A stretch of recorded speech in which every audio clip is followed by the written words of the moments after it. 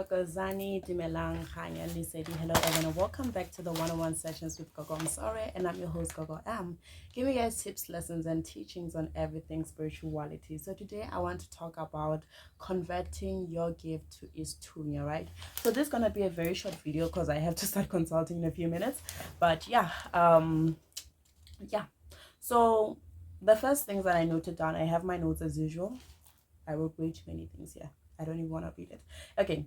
The converting of gift is done when an individual with a spiritual gifts wants to work in a prophetic manner and not a traditional manner, right? So meaning that you can choose as a person as to what type of manner you want to work. If you're not comfortable with a traditional manner, it is okay. You can actually convert into a prophetic way of healing and helping people, because your main purpose as a healer, regardless of whether we're traditionally, modernly, prophetically, it is to heal people. So you can convert your gift name, but there are different procedures and rituals performed for this to be achieved, meaning that you don't just wake up one morning and say, I'm gonna be a prophet, and it happens. You're gonna have to go through rituals and procedures in order for that to be a reality name. Not all spiritual gifts can be converted. So when you have a water spirit, know that it is very hard, to a point where, Lord, I would say that it is impossible to convert them, because those are very dominating spirits, and when they want things to be done, they need to be done. And some of these water spirits do not go hand in hand with your prophetic ancestors. Yes, you have Mdawe, which goes hand in hand with your prophetic gift. So with that one, you can basically just work in a prophetic manner and it's fine. You have Nzunza that works with a prophetic gift, which is going to be good for you. But when you have ones by Longor, they work with traditional spirits or traditional gifts, then know that you won't be able to convert those ones. So it's very important for you to understand the type of ancestors you have, so you can go through the procedure of conversion. Because if you try to convert a spirit that does not want to convert, or that does not allow conversion, then your life is going to be put upside down. Okay, let me put this away so I can talk. My baby. Anyways, when converting your gift, it is important for a person to also align their ancestors. So you don't just convert your ancestors. You don't just convert your gift. You need to align your ancestors. And the purpose of aligning your ancestors is to actually make sure that they are on the same page. That way, when you convert your spirits, it's not going to be that issue whereas you block certain ancestors. Because when you block certain ancestors, those ancestors are also going to block you. They're going to block your life. They're going to block your prophetic gifts, meaning that you will not be able to work in the prophetic manner that you want to work in. Ne? Another thing is that it is easy to convert your gifts if your leading ancestral gift is a prophetic gift or an Nguni gift. Ne? It does happen that your leading ancestor can be a water spirit, which is not a prophetic water spirit. It can be Mdao. Mdao is one of the hardest gifts to convert, right? It is possible, but it is very hard. Ne? But when you find what, okay, your leading ancestor is a traditional ancestor or a prophetic ancestor, and it is accompanied by all the other traditional gifts and whatnot. Let's say, for instance, you have a prophetic ancestor, which is your leading ancestor, is the first ancestor that chose you. And then you have the other ancestors, such as Mdawe, Mguni, and whatnot, right? Those are not your leading ancestors. So what you can do is do rituals to actually align all these ancestors and then convert all of them into working through your prophetic ancestor. That is how you go about it, ne? So another thing is that, but if Mdawe Nzunza is the leading gift, then the procedure is hard, and in most cases it is impossible, because these spirits are very stubborn. Because when those are your leading gifts, understand that prophetic rituals or prophetic work is not the same as traditional and water spirit works. Right? Yes, with prophetic ancestor you can use water, but it is not the same rituals. Like, they're different rituals altogether, right? So meaning that when you try to convert them, those ancestors are gonna see it as though you will not be able to do certain things the way that we did in our time. Hence, that means that we will not be fully appeased. So they will try by all means to ensure that that doesn't happen. That is why you'd find that people actually go and attend certain churches. Like, let's say for instance, you attend a Zion church, right?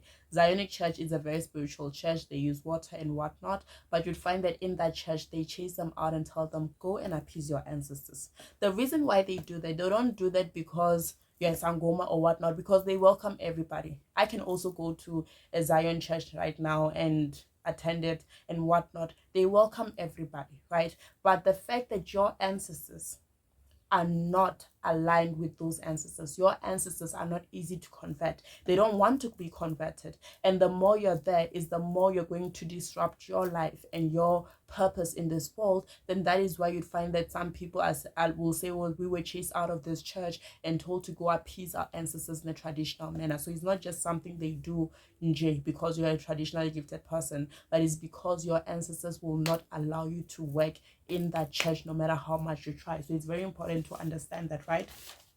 So I want us to look at how to convert your gifts, right? So the first thing that I noted down is that it is very important for you to understand the gift that you have. If you don't understand your gift, you can't do anything with it. Really, you can't do anything with it at all. You can't even help anyone with it. You can't even help yourself with it if you don't understand your gift name. And also understand your leading ancestor and know if your ancestors will be able to convert. So in terms of understanding whether your ancestors will be able to convert, you can partner, pray about it, ask them in your for clarity through dreams and visions. And also you can go and consult to see whether or not your ancestors are going to allow you to convert. It is very important for you to understand this thing because it is a very vital thing. Because if you're not sure whether they'll be able to convert and you go through the conversion procedures, then you are doomed if they don't want to convert. Your life is going to be so messed up at the end of the day because it's going to be like you're trying to block your ancestors, and that brings blockages onto your life at the end of the day, right? Number 2, select a church that is best for you. Partner and let your guides know that you intend on staying there and serving your purpose through that church's manner, right? So in terms of the churches that you choose, so it's basically gonna be way longer. You choose churches that actually work in healing people. I don't know how to put this without not making it sound like a shade to other churches, but basically the churches that I'd advise a person who wants to convert would be St. John Church, apostolic churches, any type of apostolic churches. We know that we have different types of apostolic churches. Even St. John's an apostolic church, but it is kind of different from the normal apostolic churches that we know, right? And also a ZCC church can also be the type of church that you may say, well, I want to go and serve into and work in order to serve people and help people in the manner of church. But you need to make sure that while you're deciding, or once you've decided on the right space or church for you, partner and pray about it. Inform your ancestors. Don't just wake up and go there without telling your ancestors. That is you asking for disaster.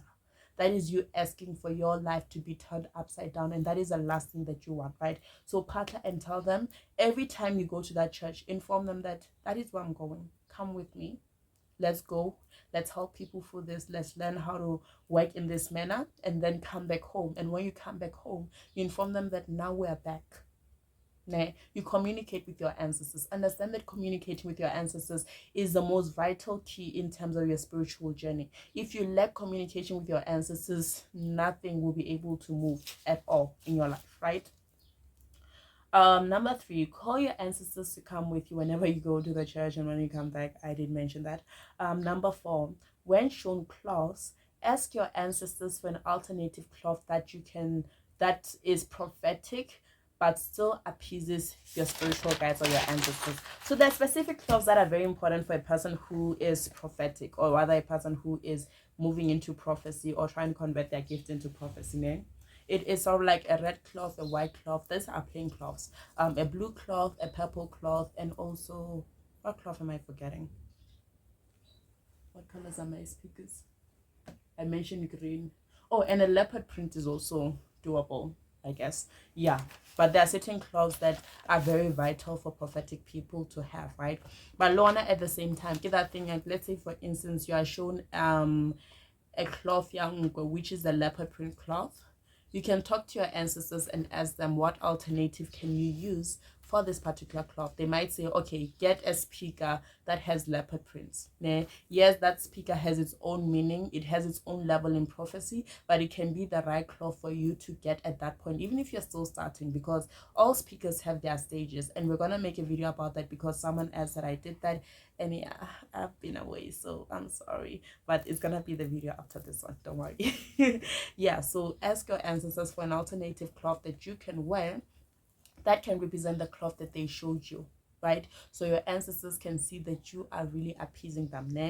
Turn the beads shown to you into wool to ensure that your prophetic gift becomes stronger. So meaning that when you are shown like beads and whatnot, right, you turn them into wools, into mitlamo. So basically the issue is that mine are off. I still need to make them again for my prophetic ancestors. I've been sewing that. I'll show them to you. But basically the wools that I'm talking about, you see those wools that they have on their waist and whatnot. Others people, they have it on their wrists.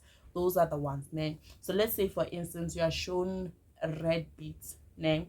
So what you'll do is that you'll partner about it and then ask your ancestors, and then later on turn those beads into wool, meaning that instead of buying the beads, you will make wool out of them, right, in order to actually appease the ancestors that come with the red beads to you, né? But remember, all these things you will have to do them once your ancestors have fully accepted that you are converting into a prophetic manner. You're not gonna do perform their work in a traditional manner, right? Number 7, avoid initiation, as this will make it harder for you to actually convert. So yes, there are people that have went to initiation and then later on want to convert. It's a bit more difficult, right? So as a person, I feel like it's very important for you to understand from the get-go which one is the right path for you. And don't look at it in a sense where you are comparing things in regards to goggles and sangomas that you see on social media and whatnot, because it is not all what you expect, right? Being a sangoma, being a prophet, being a spiritual person generally has its own responsibilities. They can be heavy responsibilities. So as a person, try to understand what it is that you'll be comfortable with, né? And that is something that you need to do before even entering initiation, to say, I'm gonna be comfortable doing this, I'm gonna be happier doing this, I want to work in this manner. For instance, not personally, né? Yes, I have both prophetic and traditional gifts, but I use my traditional gift more because I love it. It is so cool. Like, I love the fact. Okay, I'm a botanical person. I love herbs. I love learning about herbs. I love learning about traditional things. I'm more traditional than anything. Hence, even if I had to like choose one gift over the other, most definitely I was going to choose the traditional gifts. No offense to my prophetic ancestors. I love my prophetic gift too. Just as a person, understand what it is that works for you, what it is that makes you happy, what it is that fulfills you as a spiritual person, and then make your decision from there onwards. Meaning that it is very risky to go and initiate without you understanding what is actually going to work for you at the end of the day, right?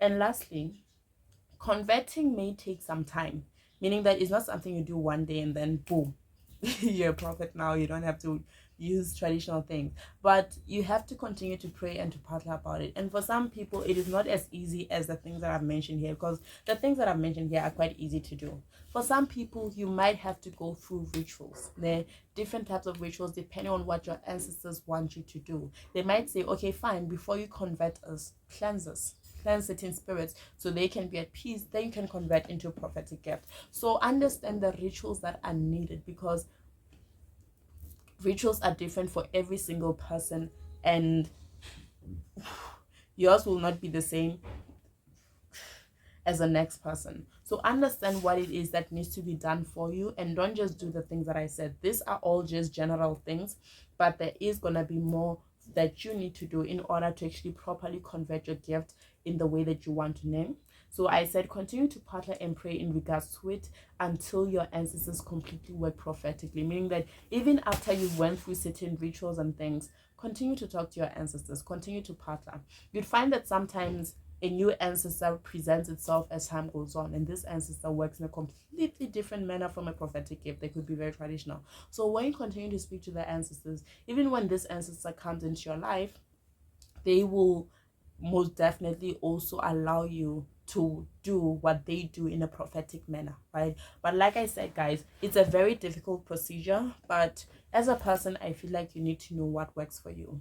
Choose the path that is right for you, and then take that, regardless of what people think. People will say that is their business, it has nothing to do with you. But choose what works for you. And if you're someone who has a traditional gift but wants to convert, just ensure that your ancestors will allow you to do that. And if they can, take the steps as a minor, as like guidance, not minor, they are very important. because I wrote them. Take these steps as guidance for you in order to make sure that it is a smooth sailing transition from the traditional aspect of things to the prophetic aspect of things. You'll be getting my love and support on my side while I'm busy whipping up some tea. Okay, anyways, guys, thank you guys so much for watching my video. I hope you guys enjoyed and I hope you guys learned a lot from it. Yeah, we will be talking about different types of speakers, which are the prophetic capes. Like really, there was, I'm not sure who it was, but I'll check. But someone has been asking about it for a long time, so we'll be talking about prophetic capes, prophetic codes, and also the ropes as well, what they mean, the general meanings. And yeah, they'll be up in the next few days or weeks or so, but I will not take too long on that. Anyways, enjoy yourselves, have a beautiful one. Tokozani, bye.